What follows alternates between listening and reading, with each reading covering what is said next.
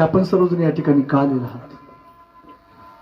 आपल्या सर्वांच्या मधून वैकुंठवासी मालन विठ्ठल रासकर 1 वर्षापूर्वी आपल्या सर्वांना सोडून त्यांची इहलोकाची यात्रा संपली आणि त्या परलोकाला गेल्या.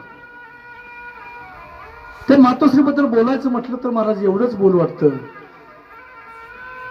की कष्ट किती करावं, कष्ट किती करावं, कष्ट किती करावं. तर ज्यावेळेस मलनताईकडे पाहिलं ना त्यावेळेस कळतं की आयुष्यामध्ये किती कष्ट केलं असेल. त्या काळामध्ये महाराज बघा, त्यांचे पती वैकुंठवासी विठ्ठल संभाजी रासकर हे त्यांना सोडून जवळजवळ मला वाटतं 10 वर्षापूर्वीच गेले होते. आणि पती शिवाय या मृत्यूलोकावरती राहणं किती अवघड असतं, पण तरी सुद्धा राहावंच लागतं. का तर पाठीपोटी मुलं आहेत ना. आज त्यांचा मुलगा श्री नाना विठ्ठल रासकर, त्यांना 3 मुली आहेत. श्रीमती जनाबाई कुटे, सौभाग्यवती बायडाबाई आदलिंग आणि सौभाग्यवती छाया. बघा, या 3 मुली असतील किंवा त्यांचा मुलगा असेल, आज त्यांना आईची खूप आठवण येत असेल.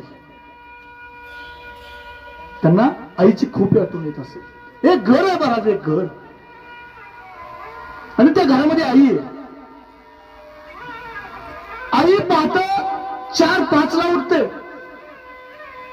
आणि घरामध्ये मुलं झोपलेले असतात. हो, झोपलेले असतात. ती मुलांना उठवत नाही उठवत. 4-5 ला उठते, झाडलोट करते, आंघोळ वगैरे करते. आणि बघा, तीच दारामध्ये तुळस आहे, तोच अंगणामध्ये ओठा आहे, पायामध्ये चप्पल नसते, घरामध्ये ती बाहेर अंगणामध्ये ओट्यामध्ये झाडलोट करते, तुळशीला पाणी घालते, उदबत्ती लावते, घरामध्ये देवघरात जाते, देवांची पूजा करते आणि दिवा लावते.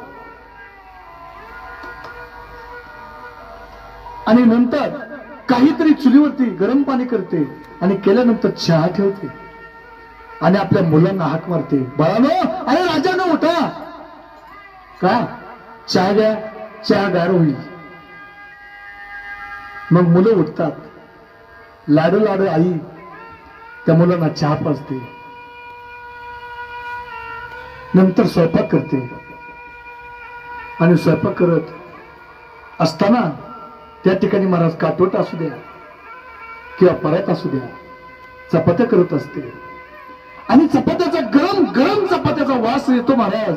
त्यावेळेस ती मुलं आपसुकच, त्यांना भूक लागलेली असते. आई बोलते, बाळानो, राजानो उठा, चला जेवण करायला चला, तुम्हाला भूक लागली असेल. आणि तो गरम चपातीचा वास बघा. मुलं जेवतात आणि जेवल्यानंतर घरातील मुलं बाहेर जातात आणि बाहेर गेल्यानंतर संध्याकाळी अंधार होतो. आणि अंधार पडल्यानंतर आज या ठिकाणी नानासाहेब आहेत महाराज. दिवसभर बाहेर गेल्यानंतर ज्यावेळेस ते पाठीमागे आले त्यावेळेस आई त्यांची दारामध्ये वाट पाहत असायची, माझा मुलगा येईल, नाना येईल. आणि संध्याकाळी सगळे झोपल्यानंतर मग आई जेवते आणि आई जेवल्यानंतर मग झोपते. परत रोजचा नित्यक्रम, सकाळी उठायचं, पहाटे 4 वाजल्यापासून सगळं काम करायचं. एक दिवस असा उगवला की सकाळी मुलंही उठली, बाहेर आली, तुळशीकडे पाहिलं, पण तुळशीला पाणी घालणारी आई नव्हती राहिली. बाबा, तुळशीला पाणी घालणारी आई नव्हती राहिली. ज्या पायात चप्पल नसताना दारामध्ये झाडलोट करत होती ना, ती आई सुद्धा आता दिसत नव्हती. पण त्या आईची पावलं त्या धरतीवरती त्या मुलांना दिसत होती. तोच मुलगा देवघरात जातोय आणि त्या दिव्याकडे वात पेटवतोय आणि मनाशी पुटपुटतोय की ज्या आईने कधीच हा दिवा विझून दिला नाही, आई तू नाही राहिलीस, पण हा दिवा मी नाही विझू देत. आणि तो हाताने स्वतःच्या दिवा लावतोय, तुळशीला पाणी घालतोय, चुलीकडे पाहतोय, गॅसकडे पाहतोय. त्याला असं वाटतं आता खमंग असा चपातीचा गरम गरम वास येईल, पण नाही बाबा, त्या ठिकाणी ती आई नव्हती. पण त्या ठिकाणी एक काटवट होती महाराज, किंवा एक परात होती, आणि त्या परातीमध्ये बाबांनो कणिक मळलेली होती, आणि कणिक मळत असताना आई गेलेली होती. आणि आई गेल्यानंतर तो मुलगा जातोय, त्या परातीकडे पाहतोय, आणि परातीकडे पाहत असताना त्याच्या डोळ्यातून अश्रू येतात, आणि तो बोलतोय, आई गरम चपातीचा वास आज आम्हाला नाही मिळत. काला नाकाला त्या गरम चपातीचा वास नाही येत.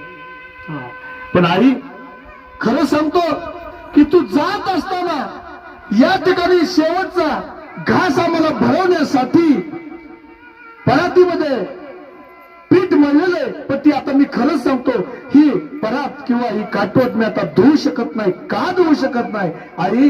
याचं कारण की जाताना शेवटचा स्पर्श माझ्या या परातीला तुझा लागलाय, म्हणून मला ही परात किंवा काटवट धुवू नाही वाटत. हे कोण करतं महाराज? आई करते. 4 दिवस आहेत आणि तोच मुलगा आई ज्या खोलीत झोपायची ना त्या खोलीत गेला, आणि सहज लक्ष गेलं, आणि त्या उशीवरती त्याला एक केसाचा धागा भेटला. त्या मुलाने तो केसाचा धागा घेतला, आणि हातामध्ये बघत बघत बघत आपसूक त्याच्या डोळ्यातनं पाणी आलं. आई आई तू नाही राहिली ग, पण तुझा आणि माझा जो धागा आहे ना तो अखंड धागा राहणार आहे. कसा? या केसाचा जसा धागा आहे ना तसा तुझा आणि धागा माझा धागा कधीच मिटणार नाही. म्हणून बाबांनो, आज ती आई तुमच्या घरामध्ये नाही राहिली. आज विचार करा, आमच्या श्रीमती जनाबाई कुठे असतील? सौ बायडाबाई आदली नसतील किंवा सौ छाया भोग असतील. ज्यावेळेस त्या सासरहून या ठिकाणी माहेराला यायच्या ना महाराज, आणि ज्यावेळेस त्या घरी परत माघारी सासरी निघायच्या ना, तर मी आज सांगतो आज की गेल्या वर्षीपर्यंत जोपर्यंत त्यांची आई होती ना तोपर्यंत त्यांची कधीच पिशवी रिकामी गेली नसणार आहे. मी खात्रीने सांगतो. याचा अर्थ आज रिकामी जाती असं नाही बोलणार, कारण त्यांचा भाऊही त्यांच्यावरती प्रेम करतोच, पण आईचं प्रेम वेगळं असतं महाराज. आईचं प्रेम वेगळं असतं. मुलगी आज येणार आहे आणि उद्या जाणार आहे एवढं कळू द्या फक्त आईला. आई दिवसभर रानामध्ये काम करते. काय करते काम?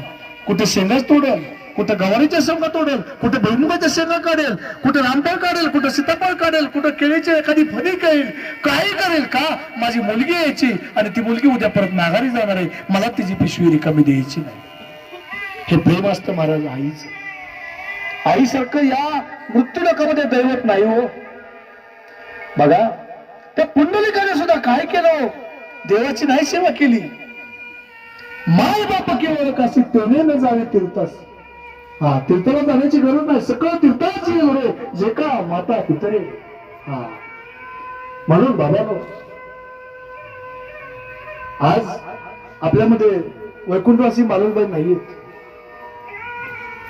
आता या गोष्टी कीर्तनामध्ये बोलायच्या नसतात, परंतु इतकं कष्ट केलं, इतकं कष्ट केलं की स्वतःच्या जीवावरती महाराज त्यांनी आपल्या मुलासाठी जमीन सुद्धा घेतली. जमीन घेणं एवढी सोपी गोष्ट नाही महाराज. 1 एकर जमीन घेणं, 2 एकर जमीन घेणं इतकी सोपी गोष्ट नाही. आणि घामाचे पैसे, त्या कष्टाच्या पैशात जमीन घेणं, काय? आपल्या मुलासाठी. सगळ्यात मोठं दैवत कोण आहे? आई.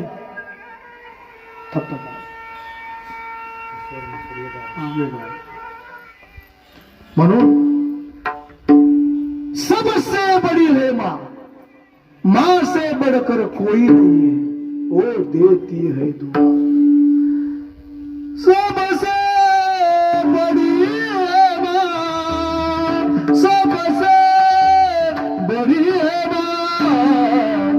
माँ से बढ़कर कोई नहीं है, माँ से बढ़कर कोई नहीं है, वो देती है दुआ.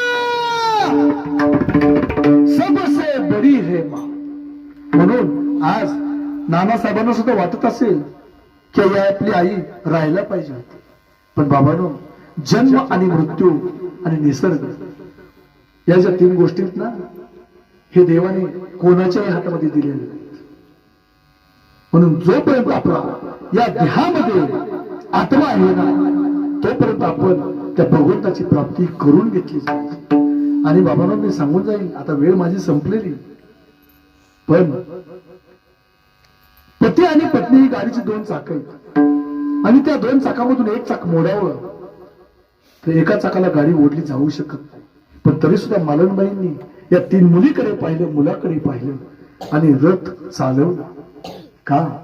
आपण जर खचलो तरी आपली मुलं सुद्धा खचतील हेच त्यांच्या मनामध्ये. म्हणून त्यांनी आपल्या मुलाबाळासाठी खूप काही कष्ट केलं, पण आज त्या आपल्यामध्ये नाहीये.